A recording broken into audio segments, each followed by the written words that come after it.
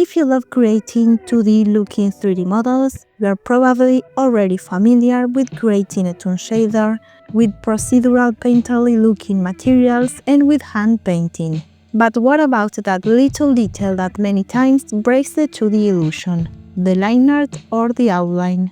There are as many different outline styles as ways to create one in 3D.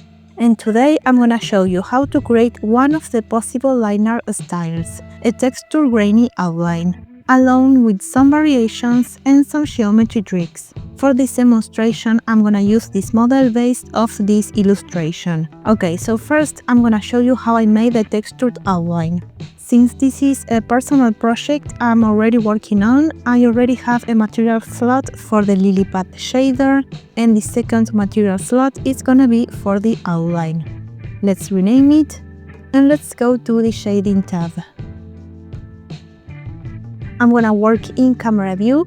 Okay, so here we have the second material slot, and first turn it into an emissive material so our outline doesn't change with light.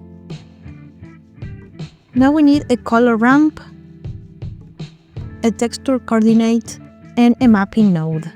Connect the object socket to the mapping node and replace this image texture node with a noise texture node.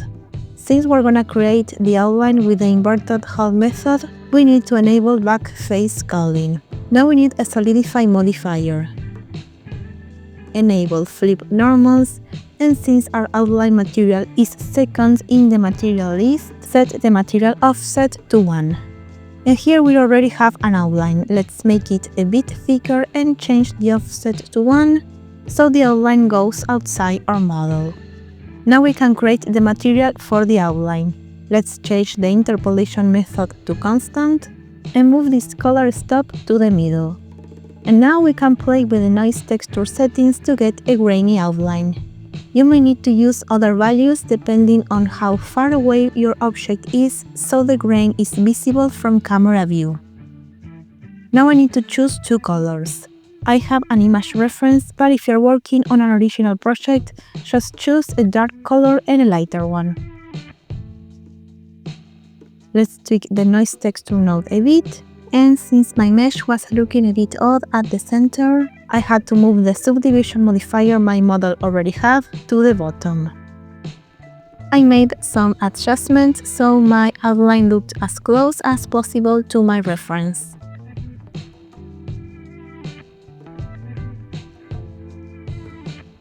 Later in the video I'll show you how to add a highlight effect to some parts of the outline.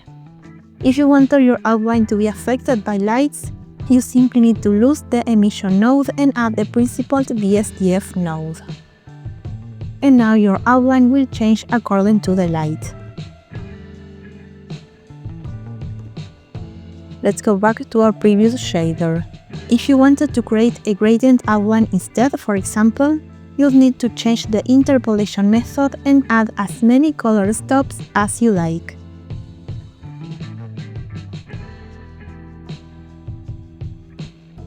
And tweak the mapping node until you see a gradient. So basically, using the same logic, you can add any other node you like to create different kinds of outline. You could experiment with a wave texture node, for example.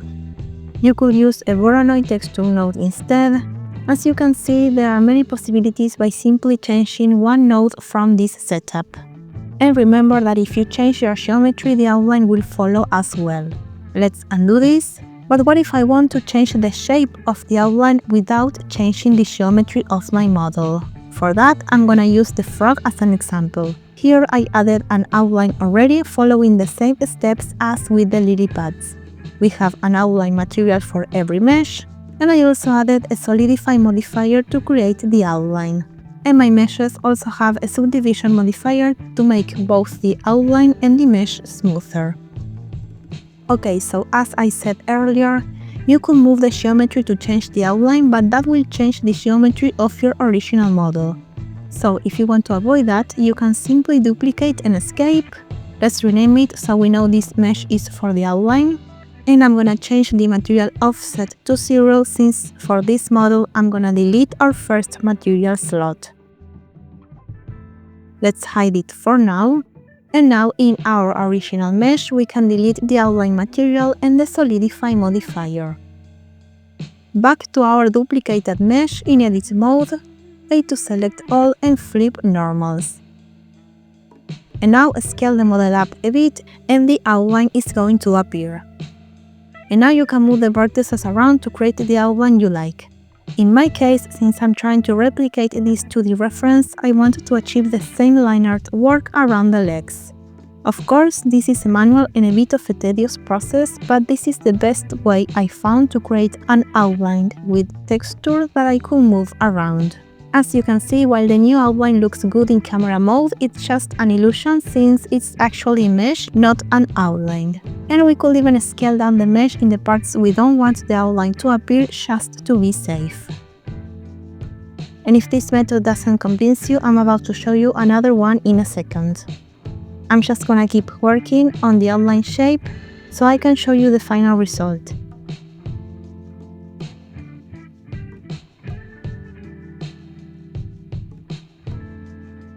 Now let's explore another method to change the shape of the outline. This is the floating planes or mesh planes as outline method. This time I'm gonna duplicate the legs instead since their geometry is closer to the shape I need for my outline. Delete the solidify modifier in this duplicated mesh, and I'm going to decrease the subdivision modifier that I have and I'm gonna apply it since my original leg didn't have much geometry to work with. In edit mode, I'm gonna move some edges to get a shape that is similar to the line art shape I want to accomplish. Duplicate those edges, escape, and separate by selection. And now we can delete this duplicated mesh. Let's rename these edges.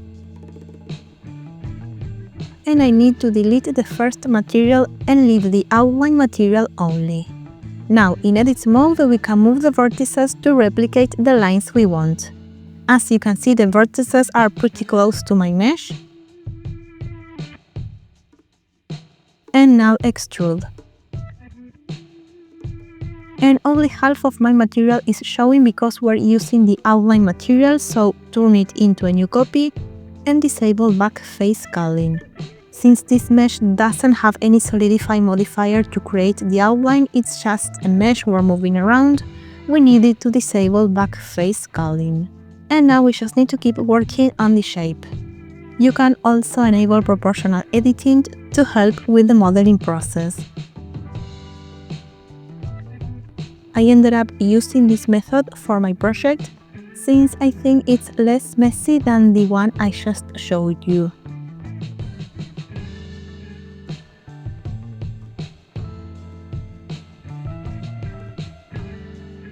I had to delete some vertices to match my reference.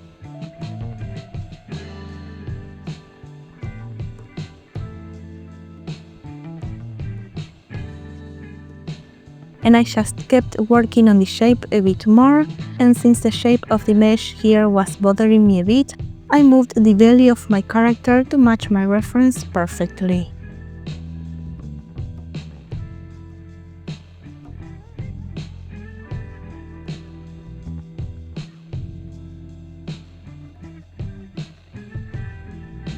Vertex Arcade talked about this method in one of his videos.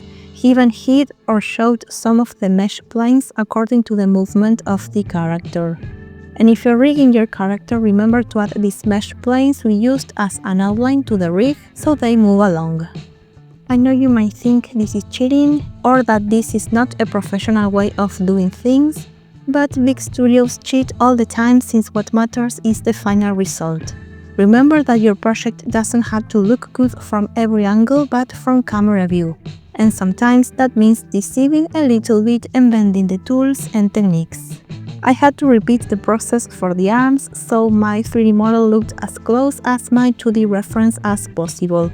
I used this material that had back face culling disabled, and I added a mirror modifier simply to avoid working on two outlines. I added two loop cuts where I wanted my outlines to be.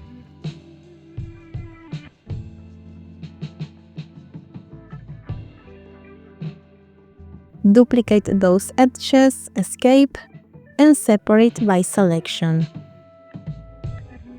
And once I had these edges, I extruded them and then I could work on the shape.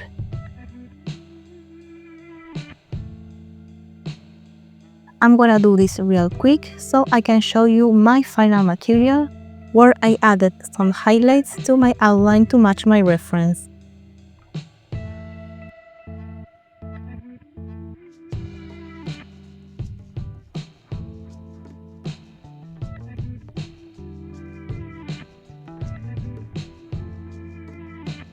Just like with the legs, I ended up moving the arms a bit so their shape matched the outline a bit better. And here we have the meshes I used to create the outline around the arms and the legs. I'm gonna create a material for the frog real quick so you can see the line art a bit clearer. Of course, it doesn't look perfectly yet, I should take some more time to refine the shape a little bit. And as I promised, here is a way of creating a highlight effect in your outline. Here we have the material we already made for the outline, and here we have other nodes to create the final effect. Let's see it in action. And as you can see, we have brighter areas, darker areas, and some places where the brightness doesn't change. Now let's see the effect only. To control where the color gets darker and where it gets brighter, I used a color ramp with black and white. So the white will leave the color as it is, the black will make it darker, and to make the color brighter I used white, but I set the value to something greater than 1.